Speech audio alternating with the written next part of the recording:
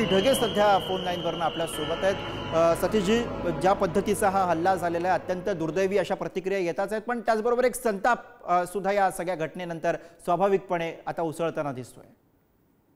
नक्कीच संतापाची भावना प्रत्येक भारतीयाच्या मनामध्ये येणं साहजिकच आहे। त्याचं महत्त्वाचं कारण म्हणजे हा फक्त हल्ला नाहीये। पहिली गोष्ट, नाव विचारून फक्त आणि फक्त हिंदूंवर, नॉन मुस्लिमवर त्या ठिकाणी हल्ला करणं।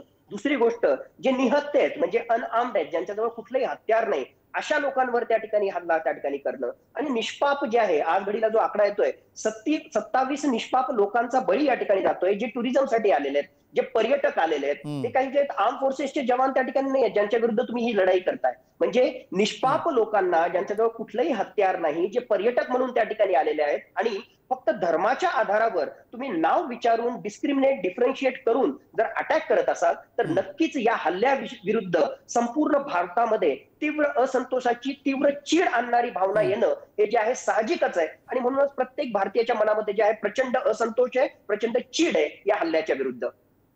सतीशजी, हा हल्ला ज्या दिवशी झालेला आहे त्या दिवशी सुद्धा म्हणजे आपण जर का या सगळ्या गोष्टी बघितल्या तर पंतप्रधान एकीकडे परदेश दौऱ्यावरती असताना झालेला हा हल्ला, दुसरीकडे अमेरिकेचे व्हाईस प्रेसिडेंट भारतात असताना झालेला हा हल्ला, आणि म्हणून सुद्धा या सगळ्या गोष्टींकडे आपल्याला बघावं लागणार आहे।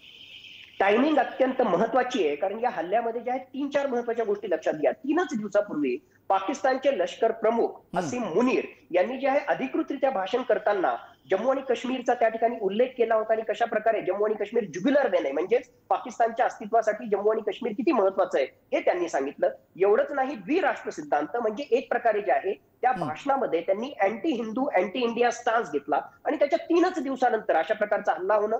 भारताचे प्रधानमंत्री जेद्दा इथं असताना आणि मुख्यतः सौदी अरेबिया, जो बऱ्याच वेळेस पाकिस्तानला ऑर्गनायझेशन ऑफ इस्लामिक कंट्रीज मध्ये चपराक देतो, त्या ठिकाणी भारताचे प्रधानमंत्री असताना आणि चे व्हाईस प्रेसिडेंट JD व्हान्स आज घडीला जयपूरमध्ये असताना या सगळे डॉट जर आपण त्या ठिकाणी जोडले तर एक प्रकारे जे आहे पाक पुरस्कृत दहशतवाद्यांना असा मेसेज द्यायचा आहे की आता सुद्धा जम्मू आणि काश्मीर अशांत आहे, आता सुद्धा त्या ठिकाणी हिंसाचार आहे आणि कुठेतरी जे आहे जागतिक पातळीवर हे पुढे आणण्यासाठी त्यांनी या टायमिंगचा योग्य प्रकारे वापर केला असेल असं तरी जे आहे एकूण या सगळ्या डॉट्सला आपण जर जॉईन केलं तर त्याला पाहून आपल्याला वाटतं।